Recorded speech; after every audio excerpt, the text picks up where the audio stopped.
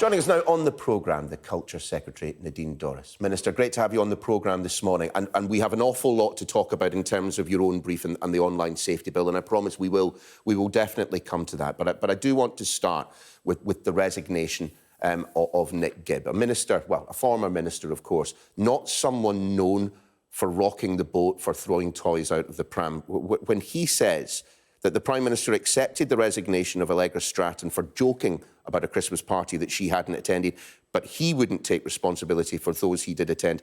Mr Gibb has a point, doesn't he? Sorry, did you say the resignation of Nick Gibb? Sorry, the letter of no confidence. You're absolutely right.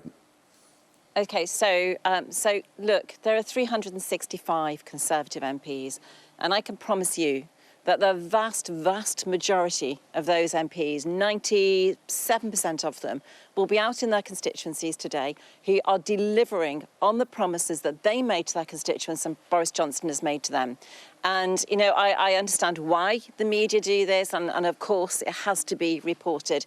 But the number of MPs who are former ministers, Remainers, those who have called for both Theresa May, David Cameron and every Prime Minister to go in the Conservative Party, they of course do make, it's disappointing what Nick has done, but I'm very disappointed because I've known Nick for many years. But what I would say is this is an absolute minority in the Conservative Party, because Boris Johnson delivered, and most MPs know that, the biggest majority since Margaret Thatcher. He has continued to deliver, particularly in those red wall and northern constituencies.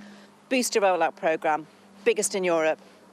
We've got the fastest growing economy in the G7. Well, so much delivered, both in funding to those marginal seats. And I would say it's OK for, those MPs who've got safe, majorities and what they would describe as safe seats. But those MPs out in those marginal seats are working incredibly hard, and they do make up the vast majority of the Conservative Party. But you cannot tell me that you have not had messages from constituents raising legitimate concerns. Indeed, you yourself may have had a couple of moments over the past couple of years, the same as the rest of us, when we have found ourselves limiting our behaviour because of the rules that were in place. You must have done that yourself, and perhaps even looked at what happened at Number 10 and maybe rolled your eyes slightly. So I would say, the biggest inbox of complaints I had were about Dominic Cummings and his trip to Barnard Castle. What I've had now is absolutely nothing. And the Prime Minister defended that one to the hilt. I've had nothing like on the scale of that over recent. And you know what people really, I think, perhaps now do understand is that Downing Street may have an iconic front door and it may be, a very nice building, but it's actually a department with 400 people working inside Downing Street. It's an office, it's a workplace. It's like a school, it's like a teacher staff room. It is a workplace. It's not a home base. And I think that distinction needs to be made. But when you look at what has been said by some of the most senior members of government, including amongst that number, Rishi Sunak and Sajid Javid, both of whom have distanced themselves by some margin from the comments that the Prime Minister made in relation to Sir Keir Starmer and Jimmy Savile. This is not some isolated criticism coming from the backbenches. This is criticism that is being made by the man who lives next door, in the office next door. I spoke to Sajid Javid last night and he reassured me that he is 100% behind the Prime Minister. In fact, I think he's quite shocked at how his comments have been interpreted. And, I think you only need to look Sorry, Minister, sorry to interrupt, but what does it say about the party right now that you had to go and ask the Health Secretary whether or not he supported the Prime Minister? I didn't go and ask the Health Secretary. As Cabinet Ministers who are passing through a huge amount of legislation, we talk all the time. But it was last night when the supposed comments that Sajid Javid was saying were on the media, and obviously they came up. And he is 100%. What you're reporting about Sajid Javid turning his back on the Prime Minister is not true. He is 100% behind the Prime Minister. I didn't suggest he'd turned his back on him 100%. What I did suggest was that he had looked at the remarks that the Prime Minister made in relation to Sir Keir Starmer and Jimmy Savile and ultimately said, do you know what, I wouldn't have done that. Now, that is from a very senior man, a very senior figure, former Chancellor, now Health Secretary, dealing with the public health strategy as regards COVID. This isn't some random backbencher saying it. So I'm not a random backbencher either, and my perspective on this is that when you lead an organisation, such as the Prime Minister leads the government, you have to take responsibility for actions and decisions taken by that organisation. Keir Starmer took responsibility by apologising in 2013 for what happened in the CPS during the Jimmy Savile investigation. Now, my perspective is that Keir Starmer apologised. He took responsibility for what happened in the same way any leader of any organisation takes responsibility. So was he to blame then? He took responsibility in the What does that same way mean? the Prime Minister takes. If you lead an organisation, the buck stops with you. You are responsible for the actions of that organisation. Keir Starmer apologised quite clearly in 2013 for what happened in the CPS during the Jimmy Savile investigation when he was Director of Public Prosecutions. In the same way, the Prime Minister goes to the dispatch box and he takes responsibility for what happens in this government. Yeah, so it was Sir Keir Starmer's fault then, just going by what you said there. It was Sir Keir Starmer's... I was very clear with my words. Keir Starmer took responsibility for the investigation in the CPS into Jimmy Savile, and he apologised in 2013 for what had happened during that investigation. What Keir happened Starmer, during quite the investigation? rightly, What was Sir Keir Starmer taking responsibility for? Keir Starmer, quite rightly, took responsibility for what had happened during that investigation. I mean, we should not gloss over the fact that, of course, there have been a number of resignations this week, some of which can technically be linked to Sue Gray's update and the Metropolitan Police investigation. The one that can't is the head of the policy unit, Munira Mirza, who left Number 10, suggesting that the Prime Minister would better have apologised straight away, to not just issue a clarification for those remarks, but apologise for them. She even described them as scurrilous. I've worked with Munira. I like Munira very much. That was Munira's point of view. I have just articulated to you my point of view, which is different. Well, let's dwell on your brief then, Ms Dorries, because you have been good to give us the time this morning. And the online safety bill, you heard your opposite number, Lucy Powell, in the introduction to you, talking on a different topic. But when asked about the online safety bill, she suggested that the Labour Party, broadly supported and, acknowledged that it is a fairly sizable piece of legislation. What are the biggest changes that you're hoping to make through this?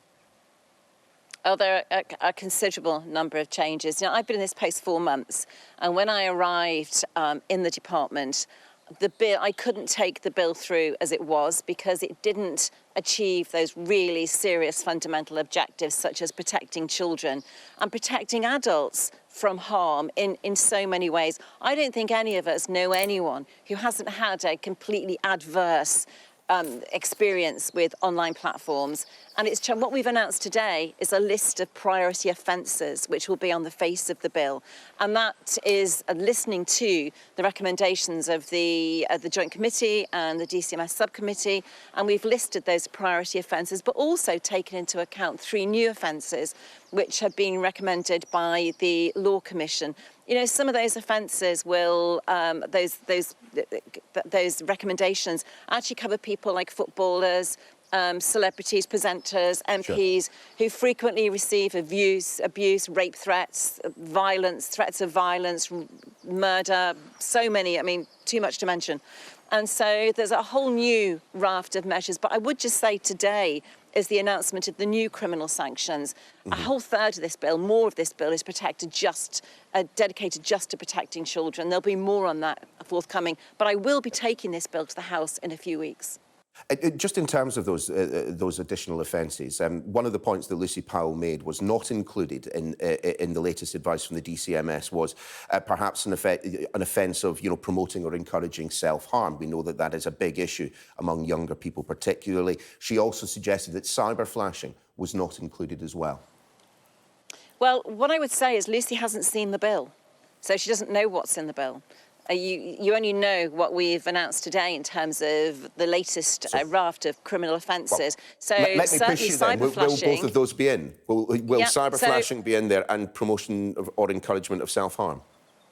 So both cyber flashing is with the Ministry of Justice and is being considered now. And actually, I just want to give a shout out to Maria Miller MP, who's done a huge amount of work on this. That is being considered by the MOJ right now, and hopefully the work will be done on that. And also, and the other offence you meant, self-harm, we're also considering that too. That's also under consideration at the moment. So, work is still ongoing at the moment. We've changed this bill dramatically in 4 months from what it was just a few months ago. It has changed, it's extensive and it's wide-ranging. And we are leading the world on this. The rest of the world is watching to see what we do. So we have to get it right. But all of those things, we have included today prevention of those algorithms which direct young people and adults towards suicide chat rooms, which is very significant. But self-harm, I understand, and we're looking at that, and cyber flashing too. Just in terms of the work that is clearly ongoing on this bill, you yourself said you'd be introducing it in a few weeks. When might this become law then? As soon as possible. I mean, there is a period of time. The bill will come to the House, it will go into committee stage, it will have third reading, and then we will go into the queue to receive royal assent. That's out of our hands then, but hopefully as soon as possible. Well, I'm just asking you, maybe give us a bit more direction than kind of how long's a piece of string. I understand the desire to get it done as soon as possible, but are we talking about within 24 months, within 12 months, within 2? Oh, yeah, definitely sooner than 24 months. I mean, a piece of legislation, once it passes, sorry about my dogs, by the way, a piece of legislation, once it passes through the Commons, usually takes about 12 months to receive royal assent. One of the things that when looking at the work that had been done this morning that kind of leapt out to me, and the words that you yourself have written, was you want to restrict the ability of Silicon Valley to limit freedom of speech. Just explain exactly what you mean by that. I mean, are you talking about stopping private companies from doing what they want on their own platforms? So private companies such as Facebook, Meta, Instagram, those where there is user-generated content and where we know the greatest number of harms takes place, they won't be able to put whatever they want on their platforms once this law happens. No, they won't be able to. There will be... and actually what we're doing today by listing those priority offences and by announcing the recommendations from the Law Commission, which we're accepting as new criminal sanctions. What we're doing is saying, here you go, Facebook, Meta, Instagram, here's what you're going to be facing in the UK when this becomes law. You have the power now to remove those harmful algorithms. You have the powers now to change what you're doing, which is causing so much harm and so many problems. So no, you're absolutely right. Those organisations won't be able to do just what they want anymore. But there are carve-outs, so publishers, broadcasters like yourself, newspapers, they are not included in the bill. You will have noticed, I'm sure, the comments or the joke that has caused some consternation. One from Jimmy Carr relates to the travelling community, relates to the Holocaust.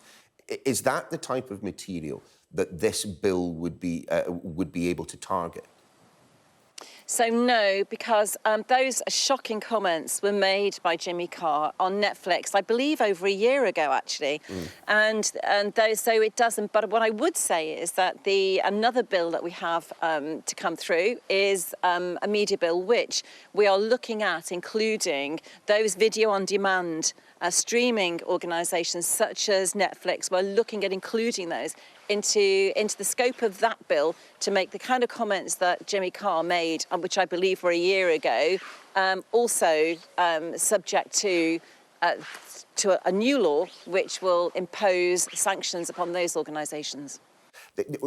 Is there any part of you, as a Conservative, as someone, who, you think of kind of traditional values traditionally associated with Conservatism and the Conservative Party, is there any part of you that is worried that we are coming, close in circumstances such as that to curtailing free speech?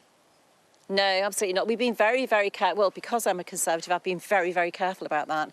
And we are certainly, what we're looking at is if you call free speech, encouraging young people to take their own lives or threatening to rape or murder someone, or stalkers, posting photographs of their street signs to their victims while they're on their street. If you call that free speech, I call that harmful speech. And what we're doing in this bill, we have kind of three buckets. One is bringing into this bill everything which is illegal already offline, we're making it illegal online. And we will be protecting children, that's a whole section of the bill, and also looking at ways of bringing in behaviours which are legal but harmful, which is some of the measures that I've mentioned during this interview today. It's a wide-ranging bill. As I've said, the rest of the world is watching to see what we do because, 10 years, we had 10 years of the internet kind of having its own way to now, but as I've said, we've seen some of the harms that are happening, particularly to young people and adults within our society. And it's time now for us to do something about that. And that's why we're bringing this bill forward. Well, Minister, we have to let you go. We've kept you longer than we should, but I did want to give a decent amount of time to the online safety bill. So thank you. Nadine Dorries, we'll see you again.